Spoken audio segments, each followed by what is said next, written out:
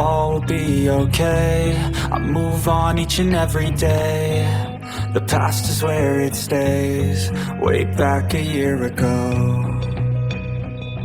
I've changed for the better this time. I thought I would never be fine. I strive just to say I'm alright, and for the first time in a long time I'm alright.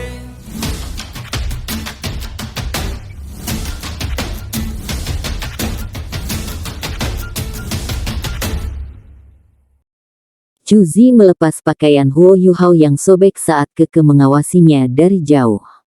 Setelah itu, dia mengangkatnya dan menyandarkannya di pohon besar. Dia menggosok darah Huo Yuhao ke bagian tubuhnya yang tidak terluka. Chu Zi sudah bernafas dengan berat pada saat ini. Menipisnya energinya membuatnya sangat lelah, dan dia merasa dia bisa pingsan kapan saja. Namun, dia sedang memantau detak jantung Huo Yuhao dengan cermat pada saat ini. Meskipun detak jantung Huo Yuhao sangat lambat, masih berdetak. Ini juga secuil harapan terakhirnya. Chu Zi menilai bahwa Huo Yuhao telah kehilangan hampir setengah dari darahnya karena luka-lukanya. Ini akan berakibat fatal bagi orang normal, tetapi dia juga bisa merasakan bahwa kekuatan hidup Huo Yuhao sangat kuat. Meskipun dia terluka parah, jantungnya masih berdetak kencang. Bagaimana dia? Keke berjalan dan bertanya setelah kekuatan jiwanya dipulihkan oleh botol susu. Dia melewati botol susu untuk Chu Zi juga. Chu Zi tertawa pahit dan menjawab, "Aku tidak tahu. Orang normal seharusnya menyerah dalam cedera seperti itu. Tapi dia masih hidup. Saya sudah menjahit lukanya, tapi pecahan peluru itu masih belum keluar. Mari kita lihat apakah dia bisa bertahan hidup hari ini. Saya hanya takut dia akan menderita infeksi. Pecahan peluru itu harusnya najis. Namun, dia kehilangan banyak darah, semuanya tergantung padanya sekarang." Petik 2. Keke menanggalkan pakaian luarnya dan menutupi tubuh Huo Yuhao yang ternoda darah. Dia menatap Chu Zi dan tertawa getir, "Sister Chu Zi, apakah Anda membayar dermawan Anda dengan tubuh Anda sendiri?" Chu Zi memerah, dan pipinya memerah. "Jangan bicara omong kosong. Darahnya memiliki kekuatan khusus yang sangat bermanfaat bagi tubuh seseorang. Saya mengembalikan darah yang menodai saya untuk menyembuhkan tubuhnya." Petik 2. Keke berjongkok dan menatap Huo Yuhao. Dia berkata, "Kami berdua berhutang nyawa padanya. Terutama aku. Jika saya tidak begitu ceroboh, dia tidak akan dalam kondisi ini." Petik 2. Chu Zi menggelengkan kepalanya dan berkata, "Bagaimana kamu bisa disalahkan? Kami berdua dalam bahaya. Saya bahkan tidak menyadari bahwa dia telah tiba. Tapi kamu benar. Kami berutang padanya nyawa kami." Petik 2. Keke fokus dan berdiri. Dia berkata, "Sister Chu Zi, istirahatlah. Aku akan melindungi kalian berdua." Petik 2. Baik. Chu Zi menyetujui permintaannya dan duduk dekat dengan Huo Yuhao. Meskipun punggung Huo Yuhao berlumuran darah, dia tidak terluka di depan. Tidak ada sepotong lemak di tubuh Huo Yuhao yang berkembang dengan baik. Kerinduan Hong Chen telah diserap kembali ke dadanya juga. Jika bukan karena alat jiwa kelas 9 yang menghasilkan Invincible Barrier yang hampir 3 kali lebih kuat dari tubuhnya sendiri, mereka bertiga akan hancur berkeping-keping. Tubuh Huo Yuhao sedikit dingin, Chu Zi menggunakan tubuhnya untuk menghangatkannya. Ketika matanya terpejam, dia langsung tertidur. Namun, dia mengenakan ekspresi damai di wajahnya. Hanya satu pria yang memegang tempat di hatinya sejak dia masih muda, ayahnya. Ayahnya telah mengisi masa kecilnya dengan kenangan indah, tetapi tewas dalam perang. Saat ini, seseorang tanpa sadar memasuki hatinya. Meskipun dia terluka, Chu Zi merasa tenang saat dia memeluknya. Seolah-olah dia telah menemukan tempat berlindung untuk bersembunyi dari semua cobaan dan kesengsaraannya. Setelah dia dekat dengan kematian, dia berada dalam kondisi pikiran yang aneh. Keadaan pikiran yang aneh ini juga sangat mendalam. Chu Zi benar. Jika luka Huo Yuhao ditimbulkan pada orang lain, orang itu sudah mati sekarang. Pecahan peluru itu bukan dari alat jiwa eksplorasi semua medan. Gelombang kejut yang kuat dicegah oleh berkat Hong Chen. Apa yang benar-benar merobek kulit dan otot-ototnya adalah alat jiwa di tubuhnya yang pecah dalam ledakan. Hidupnya tergantung pada seutas benang saat ia dilindungi oleh berkat Hong Kong dan permaisuri es. Chu Zi benar ketika dia mencoba membatasi kehilangan darahnya. Apa yang dia tidak tahu adalah bahwa dia tidak ditakdirkan untuk mati begitu dia menstabilkan luka-lukanya. Bagaimana Huo Yuhao, yang telah menyatu dengan kekuatan kehidupan yang sangat besar dari Life Gold, mati begitu mudah. Kekuatan dalam darahnya berasal dari kekuatan kehidupan Life Gold.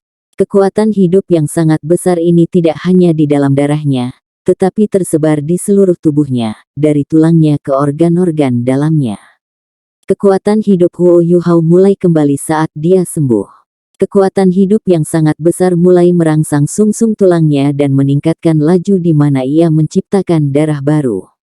Energinya perlahan pulih, dan organ-organ dalamnya disembuhkan. Itu adalah perawatan dari dalam keluar. Keke tidak berani tidur. Meskipun dia kelelahan, dia harus bertahan untuk keselamatan mereka. Matahari di langit naik semakin tinggi. Sinar matahari yang hangat menyinari dan membuatnya agak kabur. Setelah menggigit sedikit makanan, dia memulihkan energinya dan mengusir beberapa binatang buas yang tidak memiliki budidaya tinggi. Dia juga datang untuk memeriksa Huo Yuhao dan Zhu Zi dari waktu ke waktu. Dia menemukan bahwa tubuh Huo Yuhao perlahan-lahan menjadi semakin panas, seolah-olah dia menderita demam. Namun, suhunya masih dalam kisaran yang dapat diterima. Denyut nadinya juga tidak lemah. Keke benar-benar tidak mengerti tentang penyembuhan. Dia tidak tahu harus berbuat apa, dan karena itu hanya bisa menunggu. Keke berada di ambang kehancuran ketika Zhu Zi terbangun dari tidurnya. Meskipun kekuatan jiwanya telah pulih, energi mentalnya hampir habis karena ia harus waspada terhadap binatang buas sepanjang waktu. Keke, istirahatlah. Biarkan aku mengambil alih untukmu, kata Zhu Zi kepada Keke, yang sekarang sudah dikepalai kekacauan. Keke berdiri dan bergegas menghampiri mereka, bertanya, bagaimana keadaannya? Zhu Zi mengerutkan alisnya dan mengungkapkan tatapan tertegun di matanya. Denyut nadinya bersemangat, dan tidak selemah sebelumnya. Meskipun suhu tubuhnya lebih tinggi dari rata-rata, itu tidak terlalu tinggi. Napasnya juga stabil. Dia bahkan tidak terlihat terluka parah. Petik 2. Keke menatap Zhu Zi dengan linglung. Apakah kamu mengatakan dia dalam kondisi yang jauh lebih baik sekarang? Zhu Zi mengangguk, luar biasa. Bagaimana ini mungkin? Dia kehilangan hampir setengah darahnya, dan bahkan mengalami luka kritis.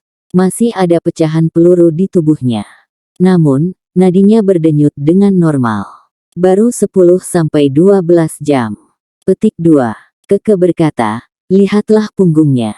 Zhu Zi dan Keke dengan hati-hati menempatkan Huo Yuhao di atas selimut yang mereka berangkat. Dia juga berganti pakaian bersih sebelum melepas pakaian luar yang Keke pakai di Huo Yuhao. Potongan-potongan pecahan peluru masih sangat mengerikan, seolah-olah Huo Yuhao menumbuhkan paku di punggungnya. Namun, Zhu Zi dan Keke lebih terkejut karena tidak ada luka yang terinfeksi. Meskipun Zhu Zi telah mengoleskan obat padanya, itu hanya obat untuk perawatan cedera umum. Apakah dia manusia? Keke tidak bisa membantu tetapi bertanya.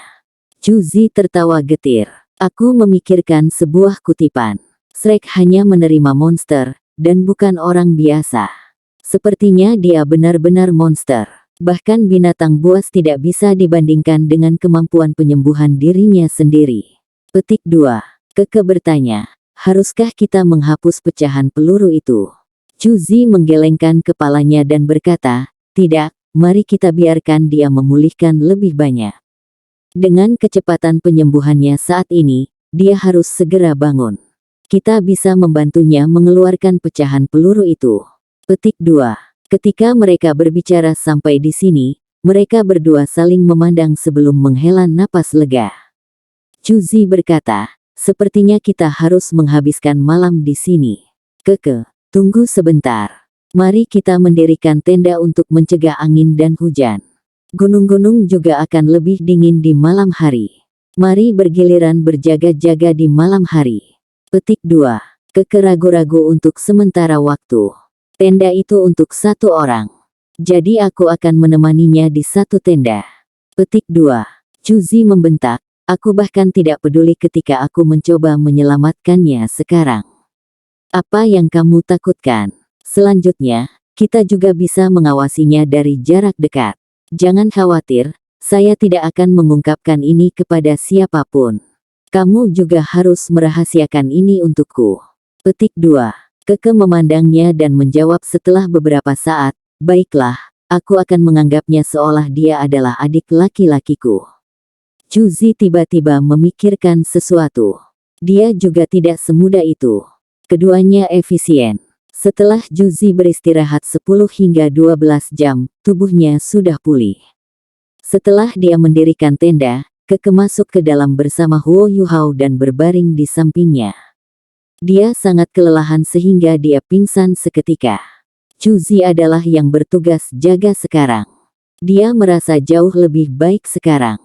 Dia menyesuaikan garis pertahanan alat jiwanya sebelum menambahkan beberapa item kimia yang memiliki efek mengusir binatang buas. Chuzi menemukan bahwa tubuhnya terasa jauh lebih baik, dan bahkan lebih bersemangat. Bukan hanya kelelahannya hilang, tetapi dia juga dipenuhi energi. Bahkan kekuatan jiwanya tampaknya telah ditingkatkan. Chuzi tidak bisa tidak bertanya-tanya apakah itu upahnya karena bersikap baik. Itulah tepatnya. Kekuatan hidup Gold Life membantu Huo Yuhao menyembuhkan. Ada juga beberapa aliran eksternal dari aura kehidupan yang sangat besar ketika Chuzi ternoda oleh beberapa darah segar Huo Yuhao. Ini memungkinkan aura emas kehidupan menyehatkan tubuhnya dan membuatnya merasa lebih segar. Keke juga mungkin mendapat manfaat karena dia berbaring di samping Huo Yuhao sekarang. Langit perlahan mulai gelap. Chuzi duduk di depan tenda dan memperhatikan sekelilingnya. Emosinya mulai naik ketika dia duduk di sana bertugas jaga. Ayah, apakah dia reinkarnasi kamu, dikirim ke sini untuk mengurangi rasa sakitku? Chuzi menghela nafas sedikit. Dia selalu menyembunyikan pikiran batiniahnya dengan tampang polosnya. Namun, dia sebenarnya seseorang yang sedingin es. Dia hanya memikirkan balas dendam. Untuk ini, dia tidak keberatan menjadi sok, dan menjadi seorang wanita muda yang tidak akan ada yang waspada. Dia sadar bahwa Zimu selalu mengejarnya. Namun, dia tidak memberikan jawaban langsung kepadanya selama ini karena rencananya tidak memungkinkan dia untuk berkencan. Dia punya tujuan, dan tujuan ini adalah bagian penting dari rencananya untuk membalas dendam. Namun, ketenangan di hatinya berubah ketika dia mencicipi masakan Huo Yuhao. Itu adalah perubahan yang membuatnya panik di dalam. Chuzi tidak pernah menyangka akan makan sesuatu yang lezat seperti masakan ayahnya. Tapi Huo Yuhao berhasil menyiapkan makanan yang menyerupai masakan ayahnya. Hati dinginnya sedikit terbuka pada saat itu. Dia anak yatim, seperti dia. Dia tidak memiliki kerinduan lain dalam hidupnya. Itu adalah balas dendam yang membuatnya terus maju. Namun, penampilannya menyebabkan perubahan dalam hatinya. Cita-citanya tidak berubah, tetapi seseorang telah berhasil masuk ke dalam hatinya. Mungkinkah dia masih tidak terganggu oleh segalanya dan menghadapi masa depannya dengan sikap tenang dengan orang ini di sekitarnya? Chuzi tidak tahu. Dia tidak tahu sama sekali. Huo Yuhao, mengapa kamu harus datang ke duniaku? Chuzi menghela nafas. Ketika Huo Yuhao bangun dari tidurnya, itu sudah terang lagi.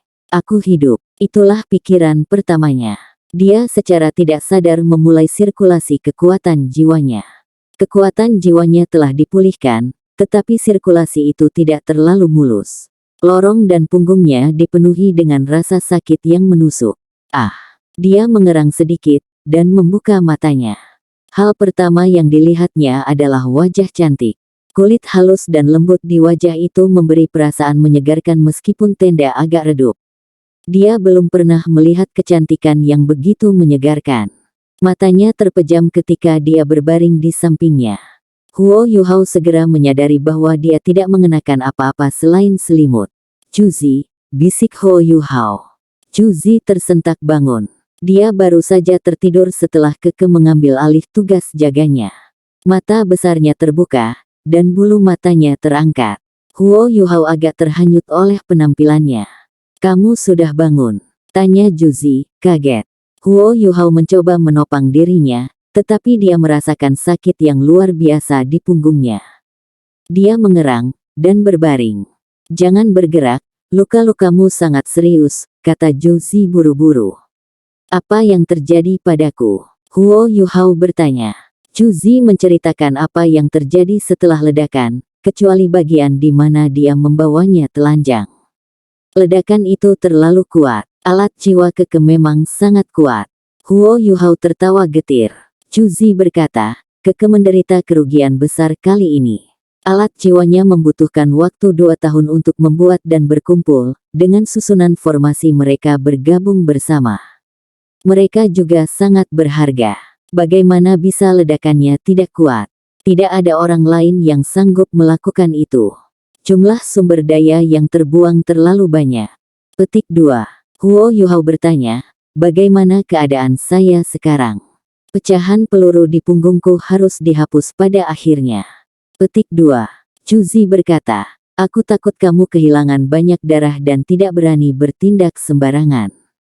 Jika Anda pikir Anda baik-baik saja sekarang, saya akan membantu Anda menghapus pecahan peluru. Namun, Anda harus melakukannya perlahan di awal. Cobalah untuk meminimalkan kehilangan darah Anda. Lagi pula, kamu terluka parah." Petik 2. "Saya baik-baik saja." Huo Yuhao telah merasakan kondisi tubuhnya sendiri sebelumnya. Terlepas dari beberapa penyumbatan di lorong-lorongnya, dia tidak terlalu kesulitan. Cuzi menatapnya seolah dia orang aneh, lalu mengangguk sedikit. Dia berkata, "Baiklah. Saya akan mulai kalau begitu. Ini akan menyakitkan, tetapi Anda harus menanggung rasa sakitnya." Petik 2. Huo Yuhao tersenyum dan menjawab, "Ayo." Rasa sakit macam apa yang tidak pernah dia alami sebelumnya? Rasa sakit, bagaimana bisa dibandingkan dengan perpaduan kerangka Ice Jade Empress Scorpion? Bagaimana itu bisa dibandingkan dengan penggabungannya dengan Dark Golden Terror Claws? Cuzi sangat berhati-hati dengan tindakannya. Dia tidak menarik pecahan peluru itu dengan paksa. Dia mengambil pisau ukiran oranye merah dan perlahan membuka luka-lukanya. Setelah itu, dia mencoba mencabut serpihan pecahan peluru. Dia segera menemukan bahwa itu jauh lebih santai membantu Huo Yuhao merawat luka-lukanya ketika dia bangun. Ketika dia membantu Huo Yuhao untuk mencabut pecahan peluru pertama, dia segera menggunakan kekuatan jiwanya untuk menyegel pembuluh darah di lokasi itu. Setelah dia menjahit lukanya, Huo Yuhao melonggarkan kendali atas lokasi itu dan menghentikan pendarahan. Cuzi berhasil menghapus sebagian besar pecahan peluru dengan cepat saat mereka bekerja bersama. Istirahat sebentar. Huo Yuhao mengambil handuk bersih dari alat arwah tipe penyimpanannya dan menyerahkannya pada Cuzi. Dahi Cuzi sudah penuh dengan keringat. Dia mengeluarkan aroma yang sangat khas dari seorang wanita muda. Cuzi tidak bisa menahan tawa. "Tekadmu terlalu menakutkan. Saya tidak berpikir menjadikan Anda lawan saya di masa depan adalah hal yang baik. Kamu baik-baik saja, tapi akulah yang tidak apa-apa." Petik 2. Huo Yuhao harus menanggung banyak rasa sakit karena banyak potongan pecahan peluru yang diambil dari tubuhnya. Namun, dia tampak baik-baik saja padanya. Dia tidak pernah berteriak. Cuzi bahkan lebih terkesan dengannya di antara campuran emosi yang dia rasakan. Cuzi berkata, "Meskipun kemauanmu kuat, luka-lukamu masih akan membutuhkan waktu untuk disembuhkan. Tidur sebentar lagi. Saya juga perlu istirahat. Ketika energi saya pulih, saya akan membantu Anda menghapus sisa pecahan peluru."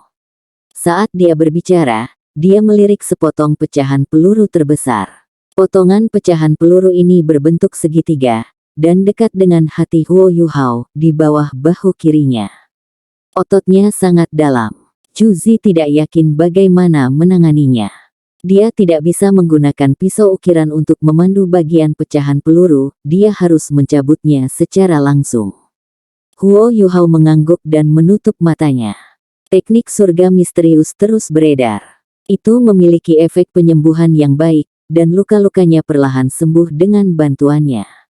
Huo Yuhao juga berhasil membuka blokir beberapa lorongnya, dan tubuhnya mulai pulih dengan kecepatan yang bahkan lebih cepat.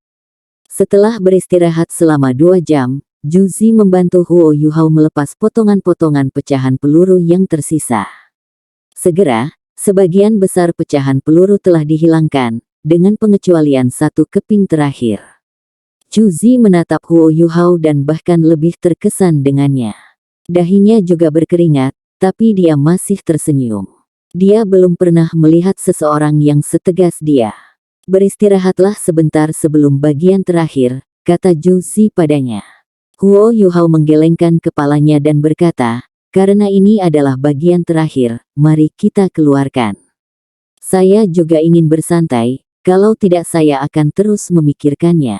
Jangan khawatir, saya bisa menerimanya. Lebih baik menderita sekarang daripada nanti. Petik 2. Bagian ini memotong setidaknya 3 dari lorong-lorongnya. Meskipun itu bukan jalan utama, itu sangat mempengaruhi sirkulasi teknik surga misterius. Selain itu, luka itu membuatnya sangat sakit jika dia bergerak sedikit. Zhu Zi ragu-ragu sejenak sebelum menganggukkan kepalanya saat dia menggertakkan giginya. Bagian ini dalam. Jika terlalu menyakitkan, gigit saja lenganku. Saat dia berbicara, dia menarik lengan baju yang menutupi lengan kirinya dan mengulurkan lengan rampingnya di depan Huo Yuhao. Huo Yuhao hanya meraih pergelangan tangannya setelah ragu-ragu sejenak. Pergelangan tangannya lembut dan lembut. Proyeksi The Rayman of Light tidak diragukan lagi adalah kecantikan paling menggairahkan yang pernah dilihat Huo Yuhao, tetapi Zhu Zi memiliki corak terbaik. Meskipun dia tidak secantik proyeksi Rayman of Light, dan bahkan sedikit lebih rendah dari Jiang Nanan, dia masih cantik seperti Ma Xiaotao. Ma Xiaotao memiliki sosok terbaik, sementara Zhu Zi memiliki corak terbaik.